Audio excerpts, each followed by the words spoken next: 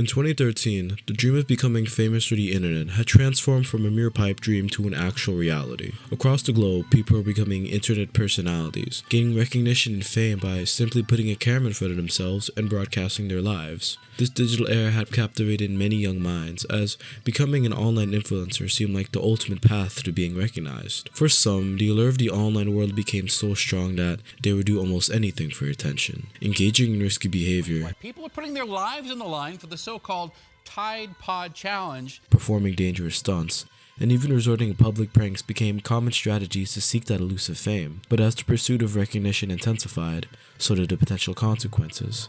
This tragically became the case in Japan on November 24th. A 14-year-old girl, known online as Roro-chan, seeking this validation and attention, resorted to the most horrifying act imaginable.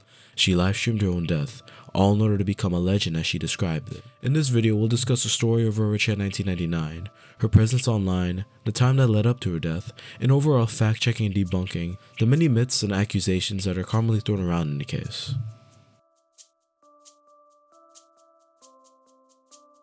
Roro-chan was a 14-year-old girl who livestreamed her by jumping off the 13th floor of her apartment on November 24th, 2013, in the early hours of the day. Before she passed, she was in her third year of junior high, a year away from high school and a critical time for most youth in Japan, as cram schools and the importance of high school entrance exams take center stage. Some of what she would be doing in a typical stream would be talking and responding to viewers of her live streams, playing piano, and singing. In streams, she would never show her face, opting to hide it by wearing a pink paper bag with holes cut out for the eyes, or by wearing a face mask to help conceal her identity. Her profile picture is that of Minky Momo, the magical girl protagonist of an anime with the same name. The anime has a slight reputation of being cursed, with future airings of the series coinciding with many real-life tragic events. Most of her online activity could be chalked up to a quirky girl being weird or just seeking attention, but often her actions and the way she would express herself to viewers would be unsettling to say the least. It is unknown when Roro-chan had started streaming, with a few threads and comments I found stating that she had been doing it since she was 13, around 2012, but the earliest piece of online activity I could find from her was October 19th of 2013, just a month shy of her last stream. Roro-chan was known to have streamed quite a number of times and on a number of different platforms, most of which have been deleted or lost to time. Roro-chan frequented the site known as 2chan, a popular anonymous Japanese message board, which is essentially the equivalent of 4chan. She would make a number of concerning posts in which she would plan out her desire to become a legend by dying. She accumulated some sort of a fanbase, as she had a concurrent 2,000 viewers on one of her live streams, on the site FC2. As we'll come to see though, this newfound attention wouldn't be all positive, as there would be many creeps and weirdos that would ask her to do inappropriate actions on camera, said creeps being a large chunk of her fanbase. Much of Roro-chan's streams were actually lost to time, and it was only recently, 7 years later, around 2020, that some pockets in the entirety of streams were able to be recovered. This is because a song called Ruru had shown a live stream, released on October 31st, 2019 by the band Shinsei Kamata-chan, would be released. An animated music video would be released for the song. People began to make connections with the long-forgotten case of Roro-chan to the song, as the music video portrays a junior high-aged girl, similar to Roro-chan, before she passed. Along with the whole livestream part of the title, people began to commonly associate the song with Roro-chan, garnering mass attention to the case worldwide.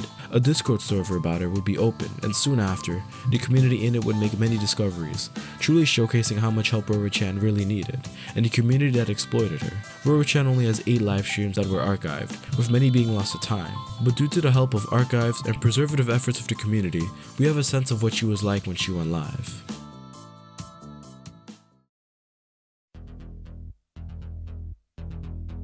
Kamibukuro, which literally translates to paper bag, is a 3.5-minute stream which features Roro-chan talking to viewers.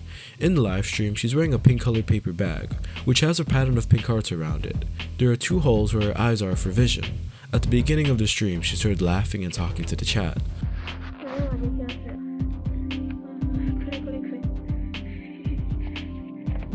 In general, the video just consists of her breathing heavily, and in the middle of the video, she flips the camera to a mirror to show herself.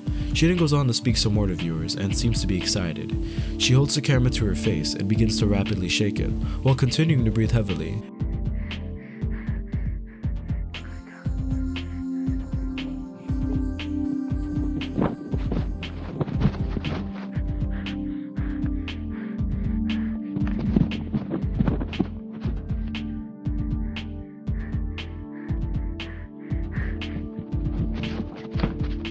A few comments on the re-upload bring attention to how out of breath and hysterical she sounds while talking. They also bring into account how she kept shaking the camera, as if she was under extreme stress or anxiety, or seemed to be going through a panic attack.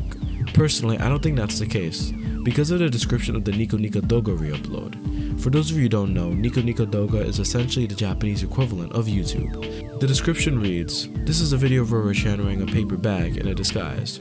After a minute and 50 seconds, I'm so happy to be number one. I'm so happy to be number one." Roro-chan uses her whole body to express the joy of being ranked number one in a number of viewers. It is a little broken. All in all, I don't touch maliciousness in the stream. It was clear that she was just excited having been ranked number one viewer for the day. It is known that Roro-chan tried to hide her streams from her parents, so it's probably why she was shaking instead of making noise to express her excitement. What I think is important to take out of the stream is that Roro-chan was probably not in fear or some sort of anguish. She was just generally expressing a joy, considering all the details we have at display. The next stream, titled Other, is just her playing piano, and I assume responding to song requests given by the chat. I was not able to get a full list of songs, but from comments and searching up the lyrics, I was able to get a few of them. There's nothing really absurd or disturbing about the stream, and honestly, I found myself cracking a bit of a smile, considering it's just some random kid overall being silly and mindlessly playing piano for an audience. We can assume that Roro-chan had taken piano lessons, as mentioned before. She does perform quite a few classical piano pieces.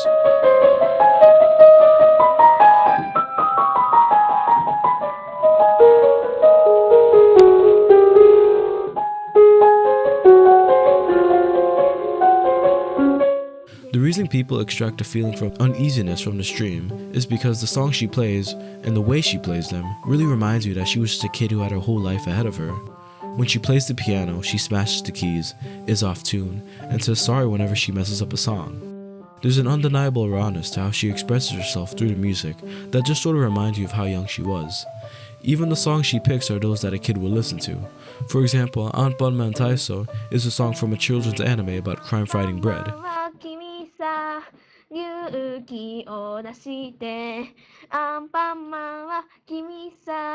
Neko Funjata is a nursery rhyme common in Japan.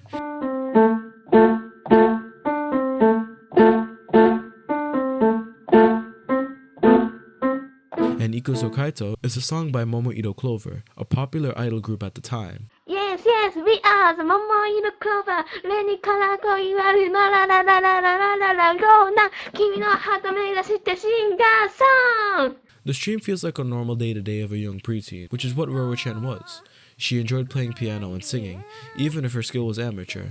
If I had been watching the stream at the time it was being broadcasted, I wouldn't have suspected anything was wrong. And sure, she was a little eccentric, but who wasn't at that age? The next stream, titled Akahana no Tonkai, which literally translates to Red-Nosed Reindeer, is another piano-only stream. It's mainly just a black screen that lasts around 6 minutes, but what Roro-chan says to herself at the end has been a cause of confusion and debate among many people. She first starts off by playing a cover of Rudolph the Red-Nosed Reindeer.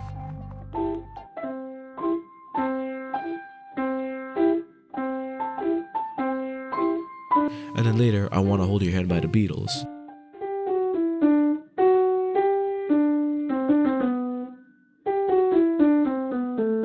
Third song she plays is an opening to an anime, Magical Princess Miki Momo.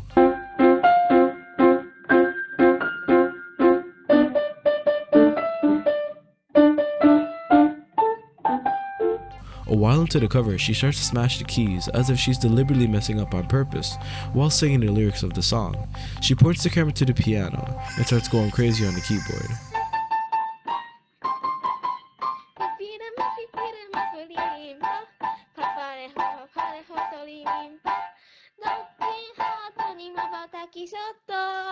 At the end of the stream, she abruptly stops playing and starts mumbling to herself. Her dialogue sounds like she's reading comments left by the viewers of her live stream. She starts repeating the word daite and starts laughing while breathing heavily.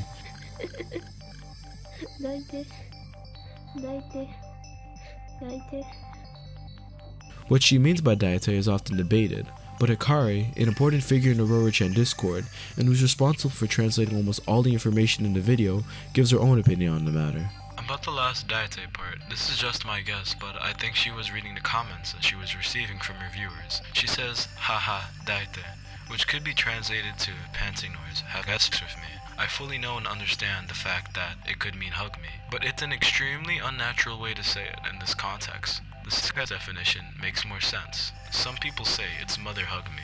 Realistically, no one calls their mother haha, and considering the annotation of the word in context, it almost definitely refers to the onomatopoeia for panting. Also, context-wise, the word daite is used to refer to having Sayonara Jinui is another stream where she just plays music. The title is from the song she covers, Sayonara Jinui by Tama.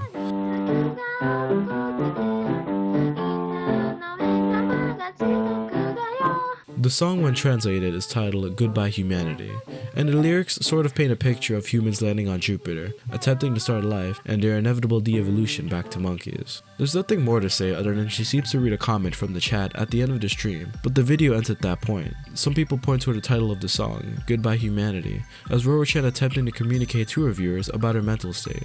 But personally, I wouldn't read too much into it. There's nothing really to dig at the stream, and it's definitely one of the less concerning ones. The next archive stream has no title, and the file name attached to it is just Roro-chan at JC3. The JC3 is what she puts at the end of most of her online handles, and it's in reference to the fact that she was in her 3rd year of middle school. The stream is the longest stream of the ones archived as of now, and despite being the longest, it's actually the least interesting.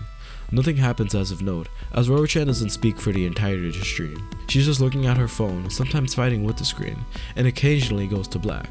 The only sounds audible are occasional fidgets, which sounds like she was poking or moving around the phone.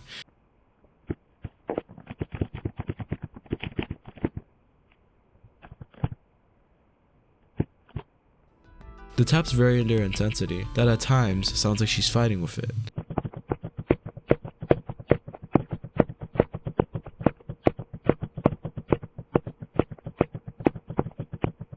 But other than that, there's nothing else more to add to the stream. The next stream, titled PS Vita, was a stream that was found recently around 2020. It just consists of Roro-chan using Twitter through her PS Vita.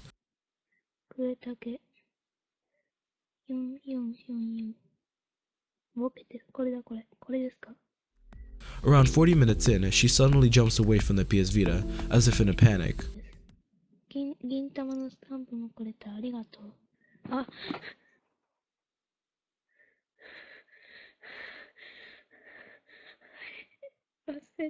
And she starts to say how much of a klutz she is, saying she did it again. This was because through the reflection of her PS Vita screen, her face was shown for a few seconds, but she seems to play it all, reading the comments that are discussing the mishap, and apologizing. Afterwards, she then begins to complain about her stomach hurting, repeating the phrase a dozen or so times until the stream ends.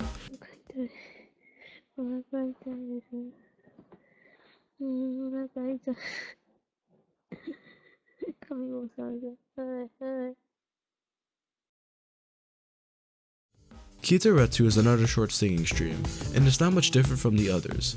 I was only able to find 2 songs that Roro-chan had sung, the first being the 4th OP of a children's anime called Kitaretsu.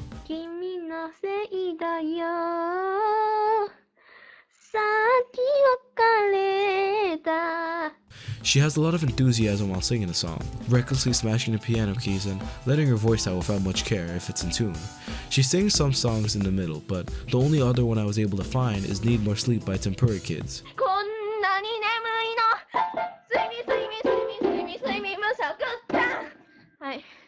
She sounds really energetic and happy while covering the song, and ends up going crazy on the keyboard and starts shouting the lyrics while laughing.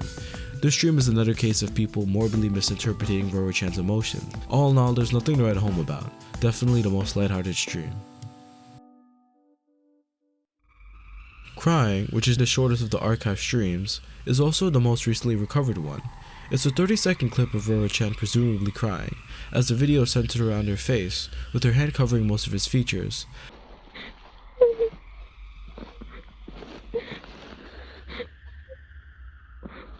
That's all the clip has, and the video may be part of a bigger stream that hasn't been recovered, but the footage nonetheless is very concerning. It's unknown what made Roro-chan upset at the stream. At the end of the video, there's an additional minute that shows a clip of Roro-chan's face. The context behind it is that a 5 channel was replaying footage of an old stream, trying to get a good view of her face by changing the saturation and brightness settings. I won't show the video, as I feel like showing her full face without the mask is sort of crossing some boundaries, but if you want to look for it, it's relatively easy to find.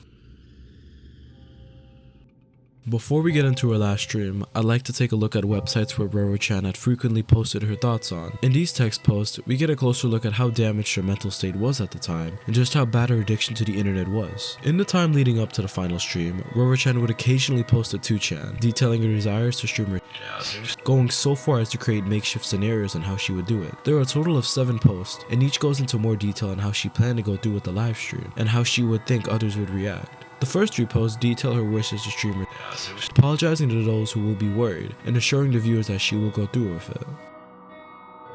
What I've been thinking about, I want to do a stream, a serious one, and I'll do it in a way that FC2 won't delete it, so it would have blown up. Maybe I'll have threads made dedicated to me on Yusoku. I'm imagining so many things about my stream. I was deleting a lot this afternoon. I'm doing ID, and I'm writing this right now. I think I'm gonna get a bunch of backlash from this, but if I spoil it now, there's no point in the stream. At least, I think so. That's why it has to be sudden. I've wanted to do something like this. When I do that, my head. I think I should do this stream, because I've been a normal cute girl today. That's why, if I die, I think people will be really surprised. Maybe they'll think I died because of stress from entrance exams. If I write this, I think I'll be hated from now on. My fans, listeners will probably feel bad for me, and I don't like that, so please don't hate me. If you hate me, I'll fail leave, so I'm fine with it being entrance exams. I'm thankful I could spoil it. Someone. I don't want to make a new account anymore. Yes, I'm sorry for those who are surprised. I'm writing this without thinking. I'm worried if anyone is reading this. I'm sorry for not being dead. I'm sorry. I'm not faking it right now. I understand, I won't believe, but if you don't believe me, really, right now, today, or yesterday, I didn't have something bad happen, so I'm sorry for writing this. I'll probably be embarrassed if I read back this later. Even so, I'm glad I wrote this. The route where I didn't write this is a different universe, parallel one. I can't be blamed for being hated on. I really can't. If I'm told that you're lying anyways, I might die. There's an image playing for some time, imagining about my stream. I'm repeating my imaginations. Repeating. Posts 4 through 7 will go into detail on how she would go about the live stream, where she would jump off from, and which website she would stream in. Repeating, I won't be able to do this if I spoil the surprise, because I don't think it's pretty. First, I'll show my face, then I'm wearing my school uniform. I'm not wearing socks because I think that is pretty. Once more, then 1,000 people leave, I leave my house from the balcony. Then, I'll walk, I'll go up the stairs. I'll go up to the 14th floor, never mind, the 18th floor. On the other side, there's the landing. Then I realized, below that place is concrete, so if I hit my head, it'll be painful, or something like that. But I'll beat the creepiness, right, without thinking. I can't think, that's why my feet. I'm still scared, so I'll just write it all. I have my legs out. Then today I realize I should jump off. I'll be a legend. And then I think I'll have everyone's attention. I'll have a thread on Yusoku, and that'll be really nice. That's why if I post this today, I won't be scared when I fall. I know it's creepy. I'm sorry. Please forgive me. And then, if I think my blood gushes out, everyone will watch me. And people I don't know will watch me. I've thought about this for a while. I'm thinking about becoming a legend after dying. It's the same as I get when I didn't stop when I did my first stream on Twitcast. This morning, today is the day I get my Twitcast ban lifted. I remember that pretty well. That's why I might as well erase everything and be gone.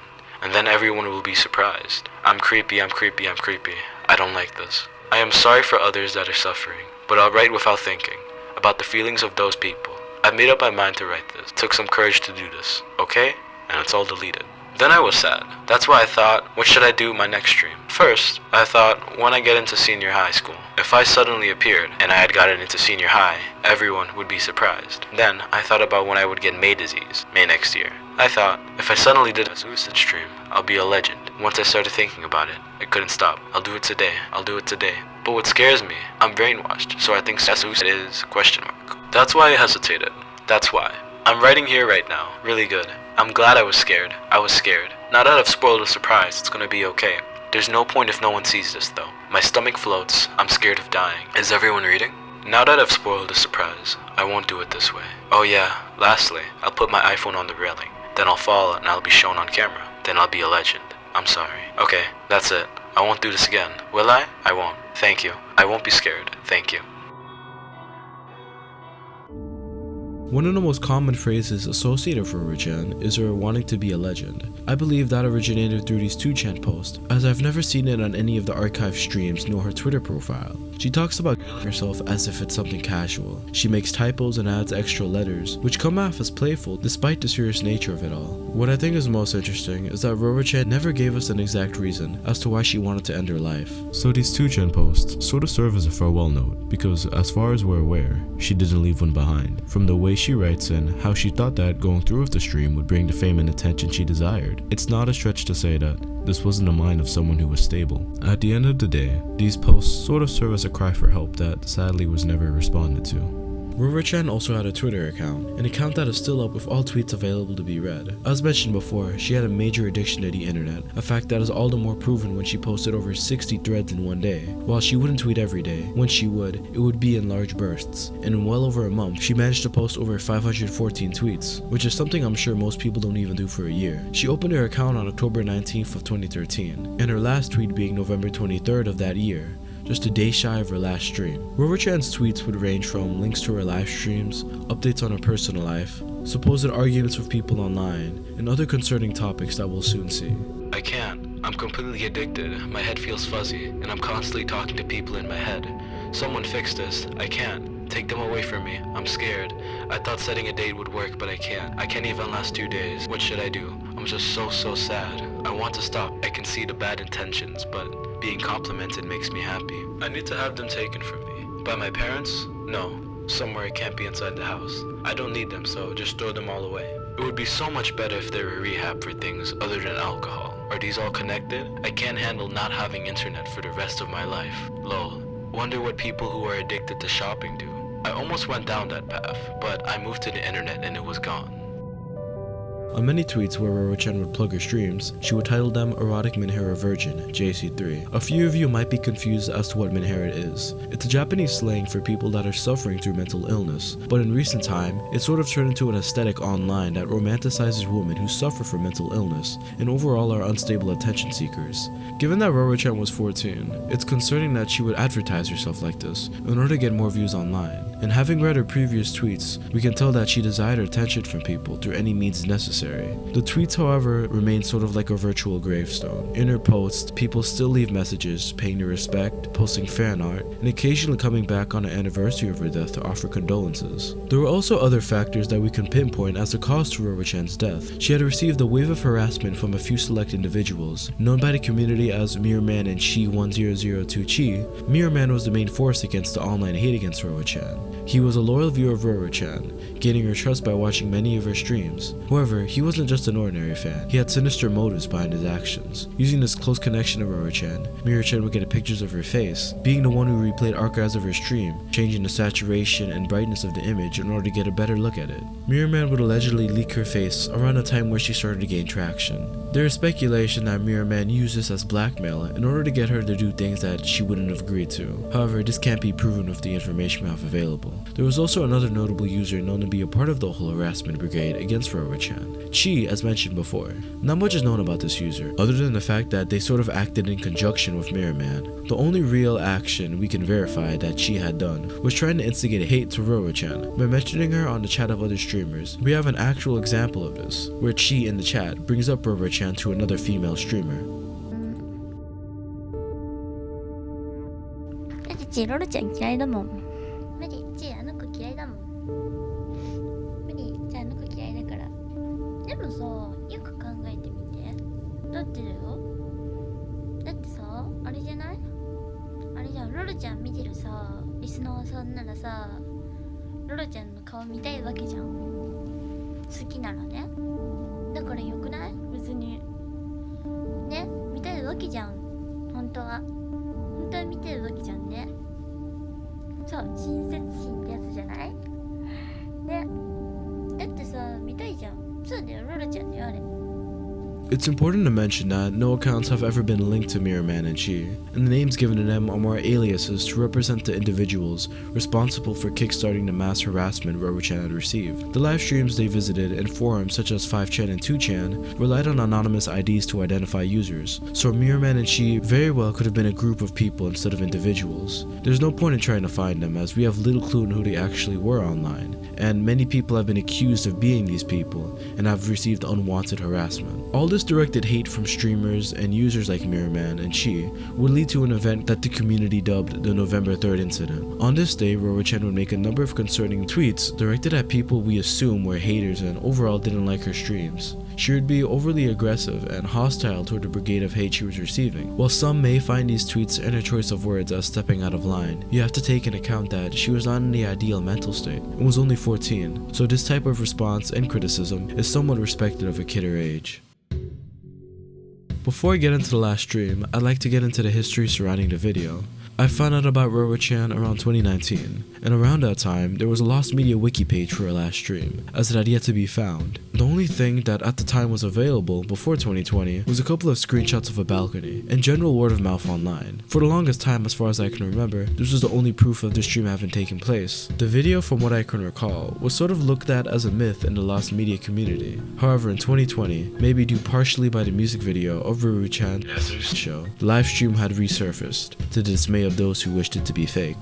The last stream of Roro-chan, in which she would tragically record her own death by falling, is called Ankoku, translated to darkness. This is the only stream in which the live stream chat was able to be recovered. The video starts out with the camera faced in front of Roro-chan, who is wearing a face mask as she does in every stream. She's outside in the emergency stairway of her apartment. The people in the chat say good morning to Roro-chan and show genuine concern for her, as at the time it was early in the morning. The sun hadn't even been out. For someone of her age to be awake, let alone streaming, would be a cause of concern for anyone. She then appears to be heavily breathing, as the reality of what she's about to do starts kicking in. The camera then switches to a view of her shoes. She walks toward a platform, which is said to have been a garbage pail she used in order to stand on. In the chat, while there were people trying to persuade Roro-chan to go back inside, as it was dangerous to be that high, disgustingly, there would be a couple of creeps in the stream harassing her to do lewd acts. Others in the chat room continue to show their genuine concern, as the reality of what she's about to do starts to hit the viewers. They try to tell her to go back into her room, that if anything was wrong, they'd help. All the while, she keeps repeating that she's sorry. She steps back from the garbage pail and begins to breathe even more heavily, possibly regretting her decision, repeating kawaii, which translates to scary in Japanese. After a while of continued breathing, she goes back to stand on the garbage pail, where the camera is pointed to the edge of the balcony. Before Roro-chan decides to jump, she decides to send one last message to the viewers. And the chat is filled with people showing genuine concern, telling her not to do it, or people confused as to what's going on. A few seconds afterwards, her phone falls down and lands on the stairway of the balcony of one of the lower floors of the apartment. However, a second after the phone falls, we hear another loud thud, which we can assume was Roro-chan's body hitting the floor. After the fall, people in the chat began to question what they just saw, and the cold realization of what they just witnessed kicks in. What was that noise? What just happened? Is this serious? Did she pretend she was gonna fly? I think she fell from quite a high place. This is a joke, right?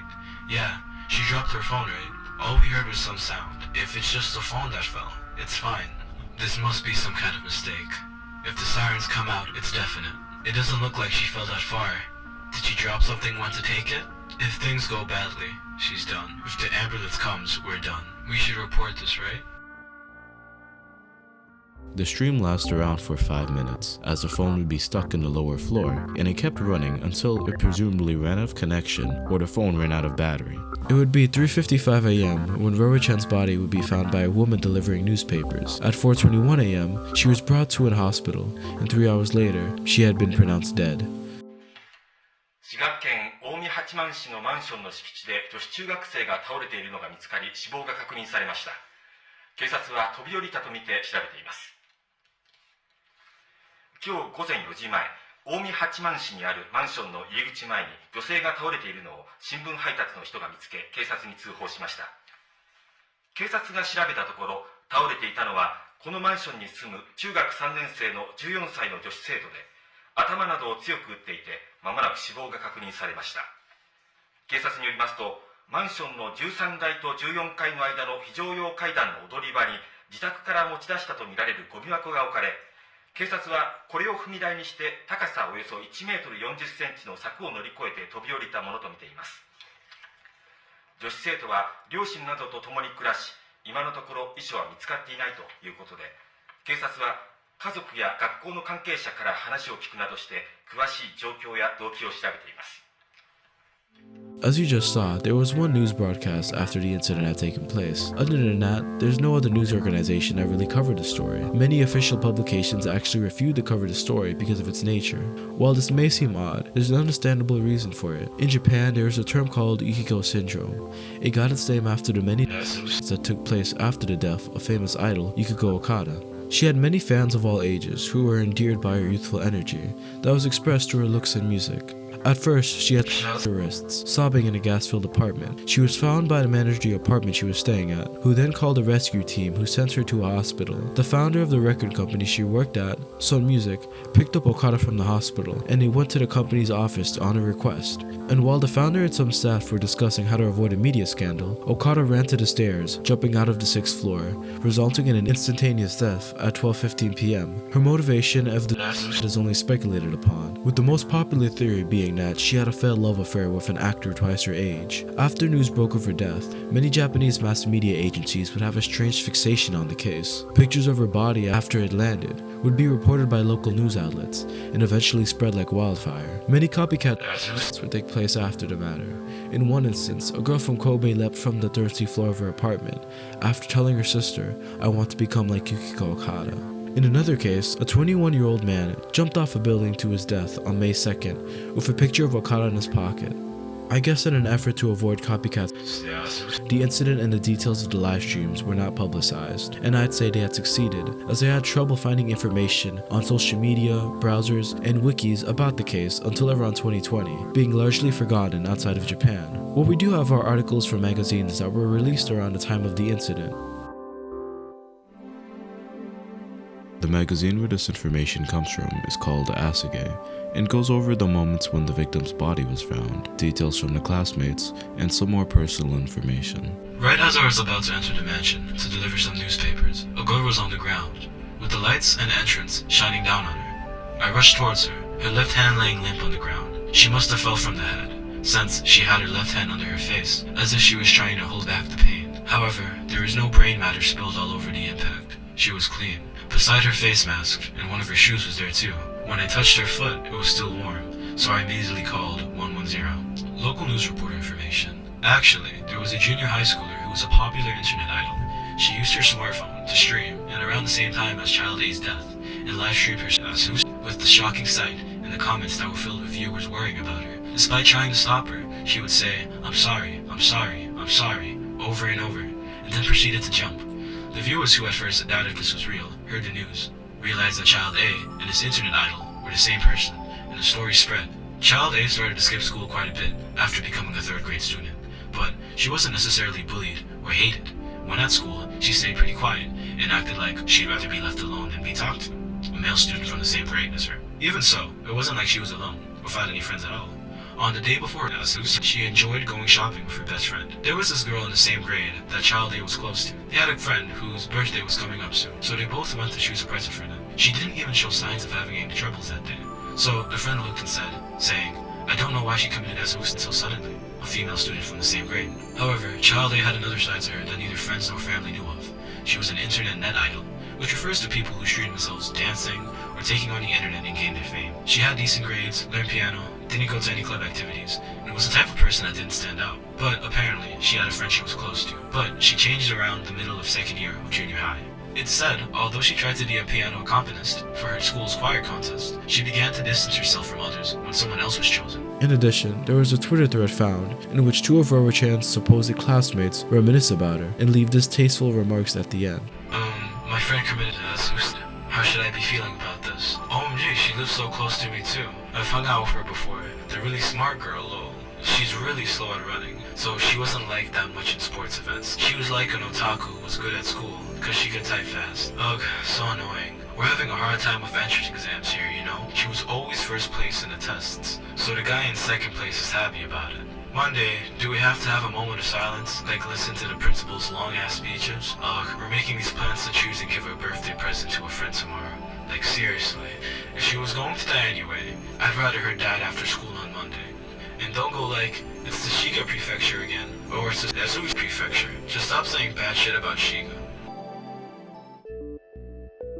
As mentioned before, the entire case was very much forgotten until around 2020, where the music video for Ruru Yasu's show would be released. Roro-chan has been commonly attributed to having been the inspiration for the song, and from first glance, I don't blame people for making the connection. A lot of details fit into Roro-chan's personal problems and addiction to the internet. However, I haven't been able to find an interview from any of the band members that actually confirmed that the song is about her. The main character is actually just a caricature of the main hero trope that we discussed earlier. In addition, Roro-chan wasn't the first person to live stream her own death in Japan, as there have been a number of cases of such incidences happening. However, I guess because Ruru and Roro sound similar, and someone decided to make a connection with it, that the internet decided to roll with it. Regardless of the debate on whether or not the song was based off her, when you search up Roro-chan, you'll commonly see fan art of Ruru too, sort of being an avatar for her. And believe it or not, I even find people cosplaying as her, and many comments paying respect to Roro-chan on the music video. Another sector of the internet where Roro-chan seems to have left the mark on is the Gacha Life community. For those of you who don't know, Gacha Life is an app for mobile devices, in which users can create an anime-style character, play mini games to get points. There's also a mode where you can apply text above characters. A lot of people use this feature to create animations. The strange part about it is that while clearly being advertised for children, if you search the game up on YouTube, you'll see a wide variety of fan animations that show clear, grotesque subject matter. For some reason, there's a subculture in the community in which people will make animations poking fun at Roro-chan.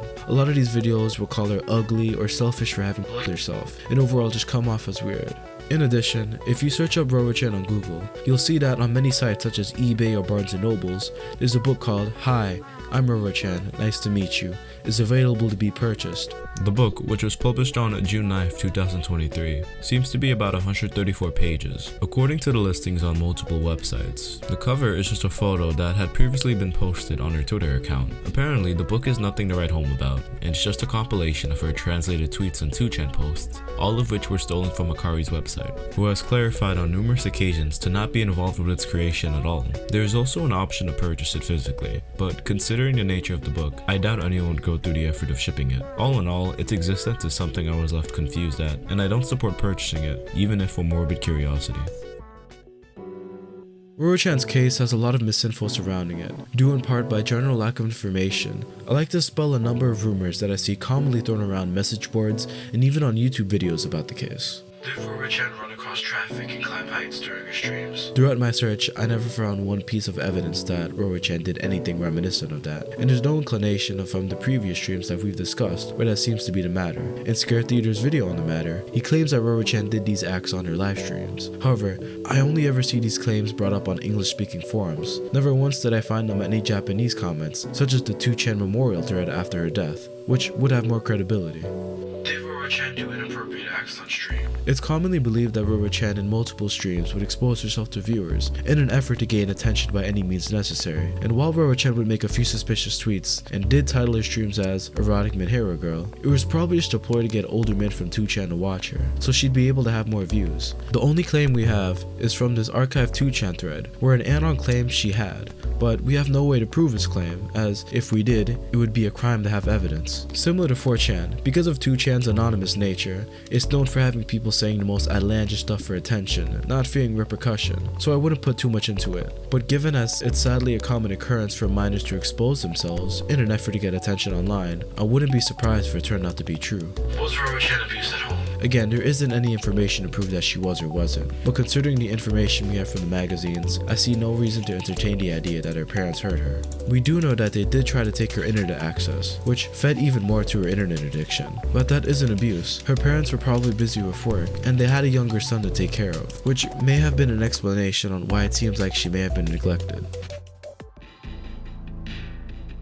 It's clear to see that Roro-chan was suffering from some sort of mental illness. She had a crippling addiction to the internet, mentioning on numerous occasions how hard it was to even quit for a couple of days. We know she yearned for attention more than anything. While we can't criticize her for being so hungry for it, it's upsetting to see she mainly got it for creeps who pestered her for inappropriate pictures. She probably felt isolated in her state, not having a friend to truly confide in. Roro-chan felt that the only way to gain recognition and validation from others, her parents and friends, and people online, was to commit an act that would make sure no no one in her life would forget about her, and in a sense she did become a legend. There's still fan art of her that props up occasionally, and every day there's a new batch of people that find out about her story and pay her respects. Whether or not you want to believe the song by Shinsei Kamata-chan is based on her name in the case is still very much intertwined with it in the public sphere. However, the question still remains, why did she end up killing herself? No matter what conclusion we come up to, it'll come down to speculation on why Roro-chan felt the need to end her life on livestream. However, I think there are a couple of guesses that help us at least come up with some factors that led to her decision. NHK, which is essentially the BBC equivalent of News Media in Japan, had an article about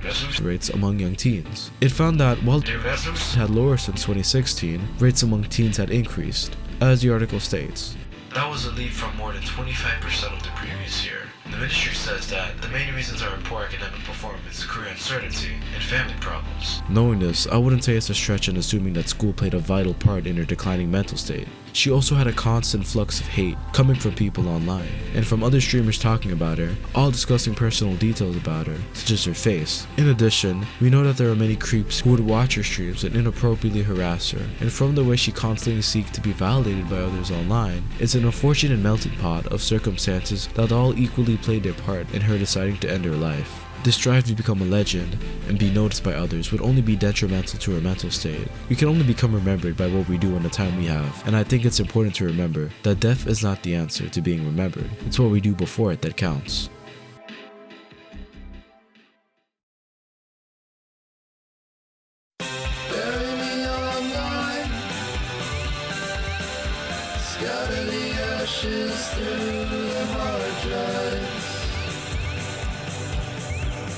This is the end slate segment of the video. Now, you may have a couple of questions. What the hell is an end slate? Why does it sound like the name of a defunct 90s new metal band? And why am I staring at the eyes of a potential criminal? Well, I'm gonna answer all those questions very, very, very soon. So basically, the end slate is gonna be a segment I do at the end of these long videos where I sort of talk about the topic, what went into creative process behind it, choices behind music, sound, presentation, why I was so passionate about it, and to also just rant like a absurd schizo that I am. And also to further the parasocial relationship I seek to develop with you, the viewer, and me, because that breeds clout, that breeds money, I'm joking.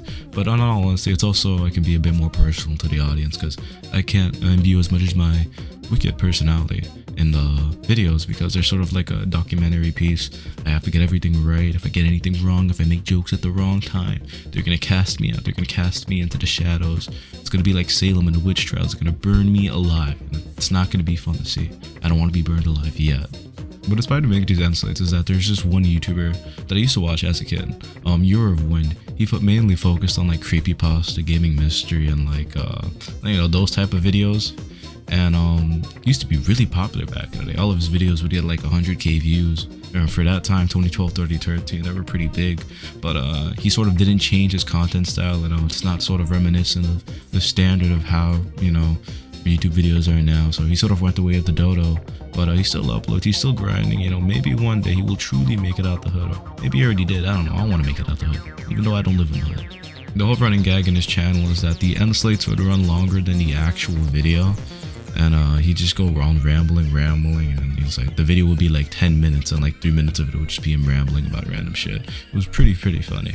Also, I hope to inspire other new creators in this platform, who are making videos. I'm not trying to digitally suck my own dick, but I found that starting this channel out and just gaining the confidence to commit to content creation. When I saw these channels talk about the process, talk about the struggles, the trials and tribulations of being a YouTuber, I thought, what, maybe I could handle it. I could do it too. We're gonna ball out. We're gonna be better than half these other goddamn channels. They sell out. No, I'm joking. But we're gonna try our best here.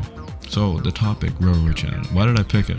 Well, I felt like for a first video, this was something that would get, it might sound crappy, but I knew it was something that would gain traction, gain a lot of views, because it's a case that everyone has heard about, at least if you're terminally online like me. And it's sort of those cornerstones of the internet where you know it exists, you know the story. But the thing is that there's not a lot of videos that have done it justice. I don't think there's like a concrete, comprehensive video, at least in English. There's a couple in foreign languages that like truly talk about the case and like all the aspects that I did. And I'm not trying to toot my own horn, but like I think I did a pretty good job. And that's sort of the tone I want to set for the channel. I want to talk about topics that, you know, people haven't talked about, but presented in a way that's, you know, worthy of, you know, subscription, worthy of it standing the time, where like I want to build a catalog of, you know, videos that topics that only I have discussed, but they're presented in such a way, unique. I don't even know what I'm trying to say, but I just want to make good videos. Also, another reason is that, as I mentioned before, the videos beforehand, I'm gonna be honest, they just plain old freaking sucked. I didn't like them. Them 3 videos I'm mainly talking about: the banner one, scare theater one, and played moth.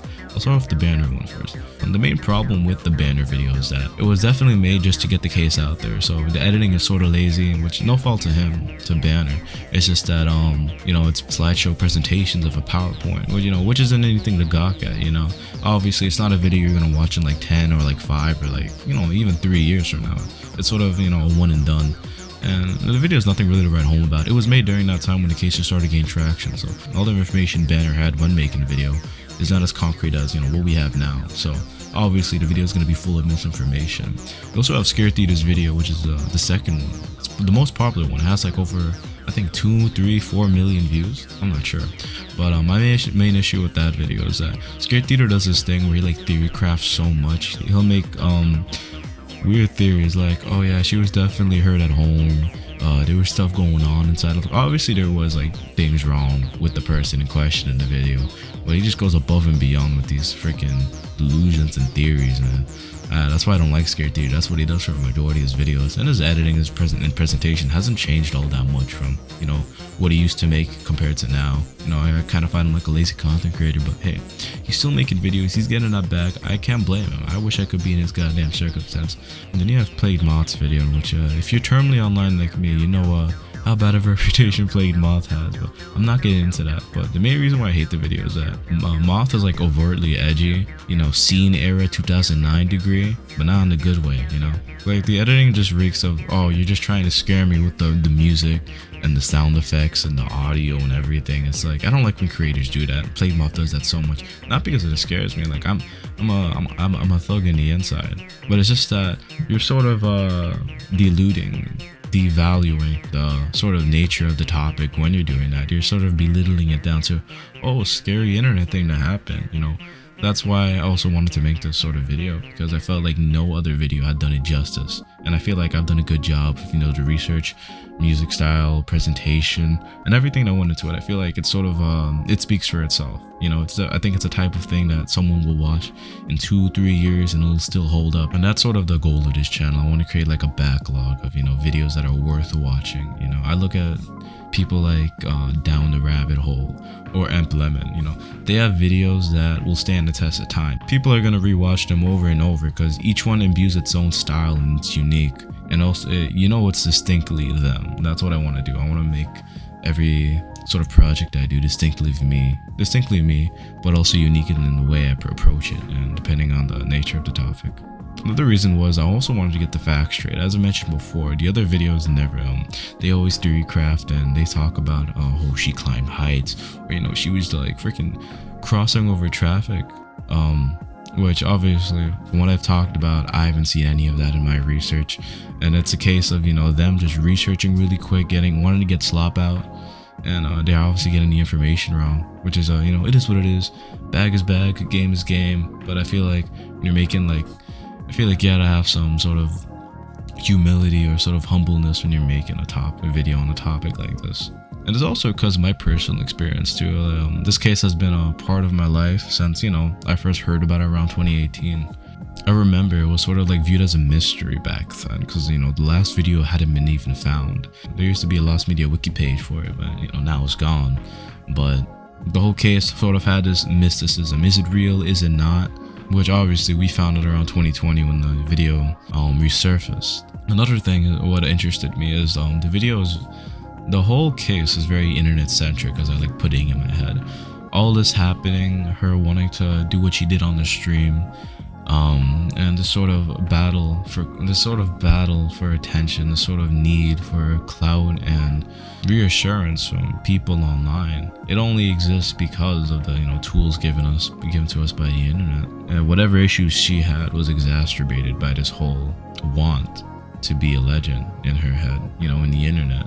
I feel like this case is sort of like the worst ending scenario of what a lot of people go through online. You have this whole freaking era of egos now, and they're doing God knows what to get that clout and attention. And this is sort of like, I think, the predecessor of that, and that's why I wanted to cover it. It's like one of those this case is like one of those cornerstones of internet culture that everybody knows, but I feel like, as I mentioned before, there wasn't a video that had done it justice, and that's why I wanted to be the one. I want this channel to be known for doing topics. I have a lot of topics planned out that I know no one has done a video on, and I want to approach it in sort of that stylistic documentary way that I did.